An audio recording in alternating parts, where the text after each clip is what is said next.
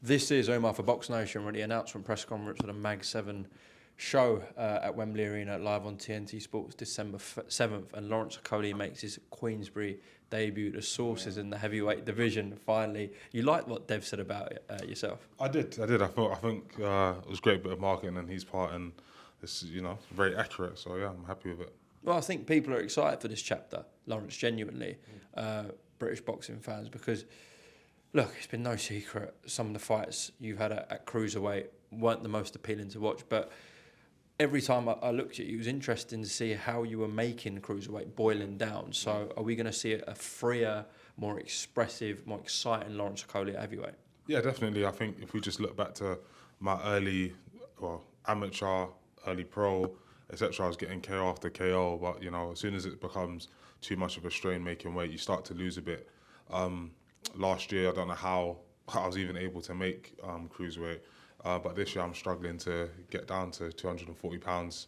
Joe's been on me non-stop to keep hitting the track and whatever else, but it's like I've got more good weight to add as well, but I'm looking forward to it. In terms of explosiveness, I've been noticing on the bags, pads, sparring, I'm punching so much harder. It just feels, I feel a lot more secure in the ring. I don't know if that makes sense, but when I was at cruiserweight, I felt very like, okay, slip, shoot, and quick. Where now I feel a lot more robust. I feel a lot more like comfortable in like the ring. I don't know if that's making any sense, but it'll surely make sense on December 7th. We shall see. The time that you've had with Joe, you've been with him for a fair while now. What's kind of the key differences, that you've seen vastly change from the Lawrence Okolie from before? I think the main things are two, mindset, and secondly is application. I think with Joe, it's very much everything is orientated around. Joe's just behind the camera flashing a load of money.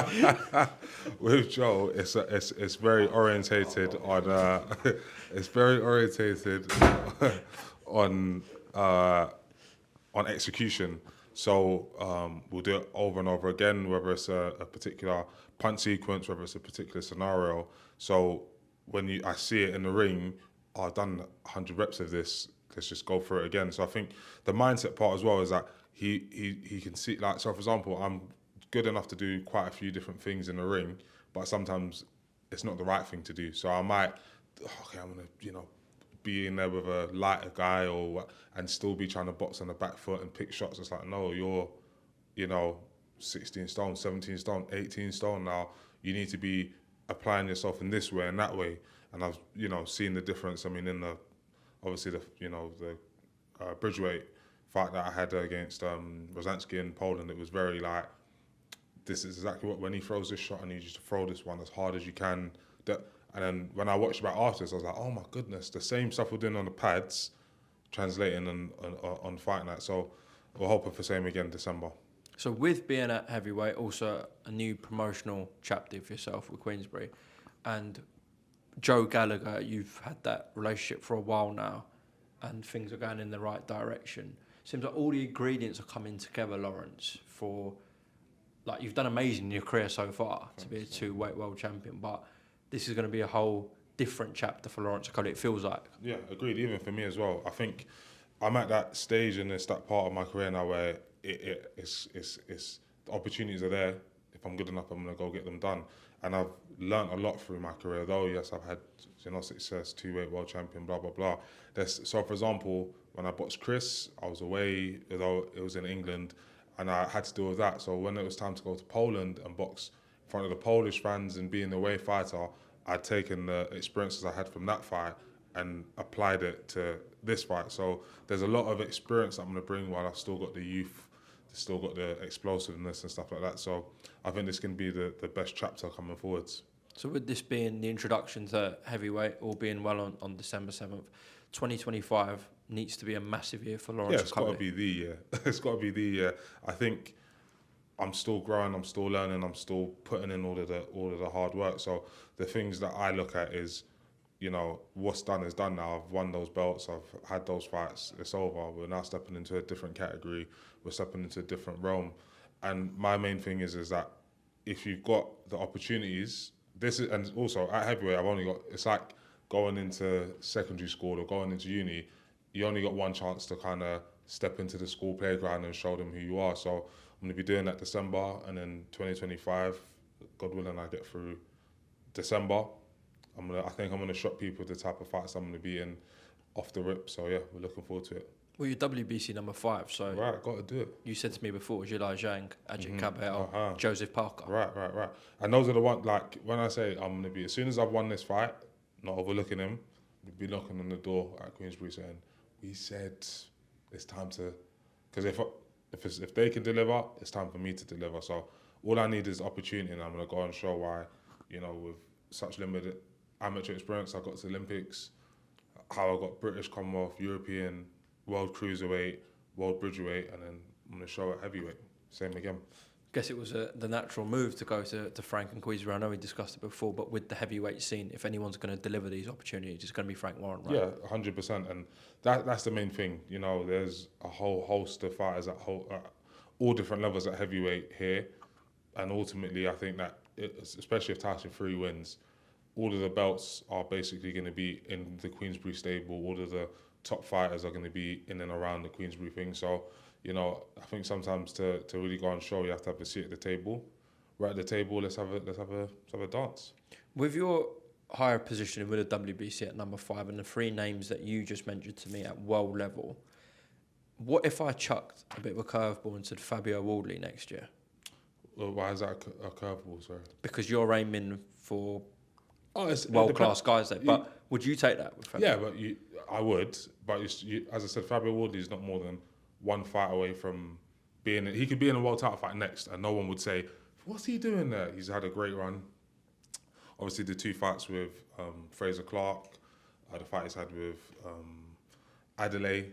Who else did he box that he did really well in? Nathan Gorman. Nathan Gorman. So he's had, he's at heavyweight. He's had these runs, and now it's like, okay, let's go to the next level. So yeah, that is a fight that I would obviously have, but I might hoping for the one before the world title. Yes. However, you never know what happens in boxing. Maybe those guys will fight each other, and then you need to have a fight. Well, why not? Well, yeah, look, in terms of Cabell, he has been ordered to fight Okolie as a final eliminator for Daniel Dubois' belt. Yeah. So we take those 2 out. Daniel Dubois actually might be fighting Joseph Parker next. I don't know if it's going to happen, but there's been speculation about that fight. So you might be off to China to fight Zhang. And you know what? Sorry. No, I love, because you know what it is? It's just opportunities. That's it. That's all I want. Like you say, Zhang and China, and I'm thinking, opportunity. Wow. Go to China, beat this big monster that, no one really wants to fight. Look what he did to Wilder. I was there live for that. And it's like, hold on. I'm going to show you what I believe in myself I can do. Let me go out there and show it. Because if I don't, I'll find out a very horrible lesson. But if I can, I'm gonna go on and prove a lot of people wrong. So yeah, there's those fights. The fact is, I didn't ask to go to heavyweight, not to fight the best heavyweights, not to go for a heavyweight world title. So it is literally the plan, the aim, and the mission. How does a fight with you and Zhang go? It goes very cautious for me for the first 4-5 rounds. I've watched him too many times. I've seen he's very good composed, very good puncher, very big, and he likes to step on people. But I feel like with my athleticism, I'll be able to negate a lot, just not get greedy, but invest into body shots and keep him working. And then as we get into the later part of the fight, that's when I'm able to press on him, because we've seen at his age and stage, he does get tired in the later half. But you need to keep it very competitive for the first 5 rounds, keep him working, and then, it's time for the cruiserweight engine to show out. One guy I want to get your opinion on, I know you've raved very highly about him, again with Frank Warren and Queensberry as well, as are all the heavyweights, and Moses Talmer, who I'm sure is going to achieve massive things in this sport. Just talk to me a little bit about sparring Moses and where he can go one day. Yeah, it's so interesting. Everyone keeps asking me about him here. Because you were like the first one in the public eye to actually talk openly about him, I think. Fair play. Yeah, I think, as I said at the time, and I'll say now, he's one of the most talented. But I just really hope that he goes on and does everything that we believe he's meant to. Because, as I said, like from when he was 15 and I saw him, I said, this guy's a freak of nature. To now, obviously, showing it to, the British public, and hopefully he can go on and show it to the worldwide. However, it's heavyweight boxing, you know, although he's never shown any sort of weakness around the chin or anything like that. It's, you know, I just wish him all the best. I hope his talent and strength goes and he accomplishes great things. A couple of more things, Lawrence, please. If anyone's watching this on BoxNations and got a trip to Dubai soon, what's the best restaurant there? The best restaurant, you know what it is. It's Theo Restaurants, Design District. Make sure you pull up for your Mediterranean and the best breakfast in Dubai. Go check the ratings. Go check out the fit out. Go check out the reviews. Just go check it out. It's the best. Last one. What's the feedback been like about you being in the Undisputed game? Great for yourself. Oh yeah, it's fantastic. For me, like, I haven't even looked at the feedback. I've more so just been like telling the missus, stop. Yeah. You see, if I'm playing FIFA, you can come in and, oh baby. When you see, it says my name. You know when the walkout comes, it says Lawrence the Source. I need my moment with this game. So it's been fantastic. It's great. It's like, these are the sort of things that make the hard work that I put in all those years and all these coming years worthwhile. And it gives me more motivation for the future, because when I was an Olympian, first having my pro debut, I never thought it could potentially get to this point where I'd be in a game, I'd be 2-weight world champion. So I'm thinking, what could I do for the next few years?